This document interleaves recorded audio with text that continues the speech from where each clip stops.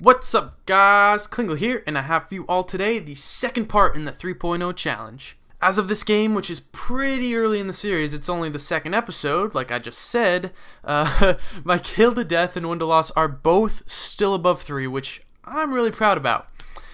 But as you'll see in some later videos, unfortunately, the more games I play, solo or by myself, the really fucking difficult time I have winning games. As I'm making this video, my win to loss has dropped to 1.5, because I always just join games halfway through and end up losing them. Anyway, enough about that. Let's get on the topic. I have one question for you all. Is this the end of console gaming? Is this next generation of consoles the last we'll ever see? Now, I'm not sure, so let's break this down. What's the reason I'm even asking this question? The biggest issue with the consoles is the shitty hardware they have in them.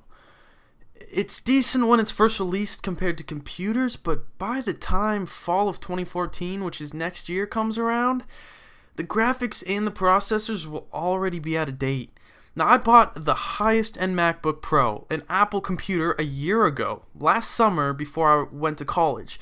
And it's got what they call a Retina screen, which is like a 2880 by 1860 screen resolution, so that's like 1860p, and it's and I can run games. I can run games at 2880 by 1880, and it looks amazing. Like Arma 3, it's unbelievable at that resolution. It's fantastic. But anyway, its specs are still way higher than that of both the PS4 and Xbox One, which is ridiculous because it came out a year and a half earlier, and it's not even designed to be a gaming computer.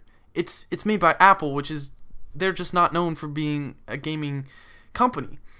So Steam, which is the biggest gaming service for the computer, is just an amazing platform where you can buy nearly every single game released for the computer. It's just so nice to use, and everything's there compared to like having to go to GameStop and buying a game or buying a used game or something like that. All you have to do is download the game and you have it. Not to mention the keyboard and mouse offer way more customization and control than a standard console controller. So with all this information, with everything showing that a computer kicks the shit out of a console any day of the week, why would there even be a console market in the first place? Honestly, guys, it's really all preference. While the computer may provide the best gaming experience, you'll never ever have to worry about getting the best, newest hardware and constantly updating your computer when you have a console.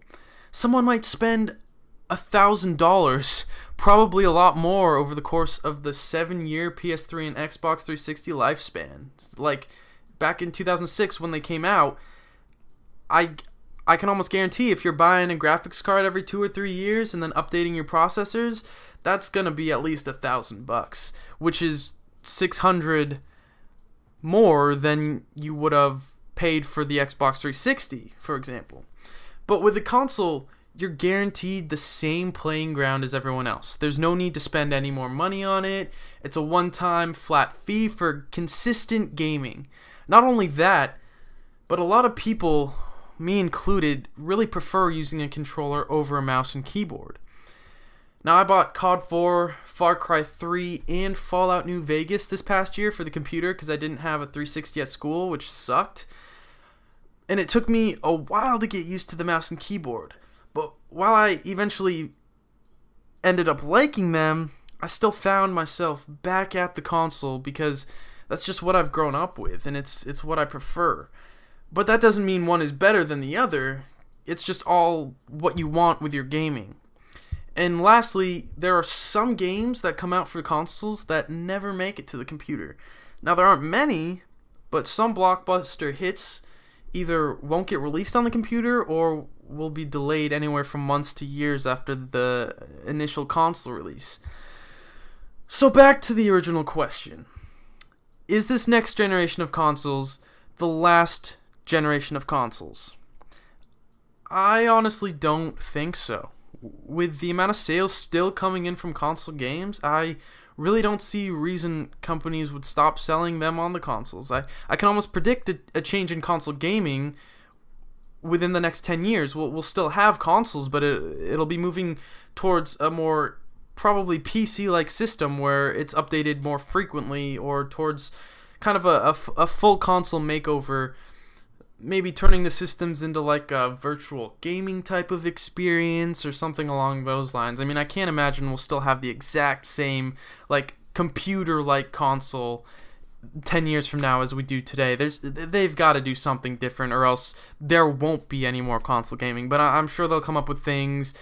I could even see like Google getting in there and doing some experimental console stuff. That'd be really cool. They have money to do it, so they may as well get in on it right now before it's some other companies taking advantage of the open market and does something really awesome.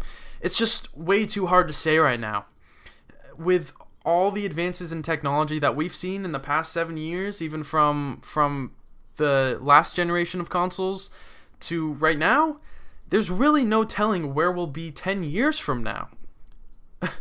All I can say is there's a bright future for gaming, and I'm really excited for what it brings. So guys, if you have any comments or things to add to the conversation, go ahead and leave a comment.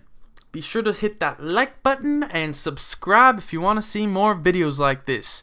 Thanks for watching, guys, and I'll see you all next time.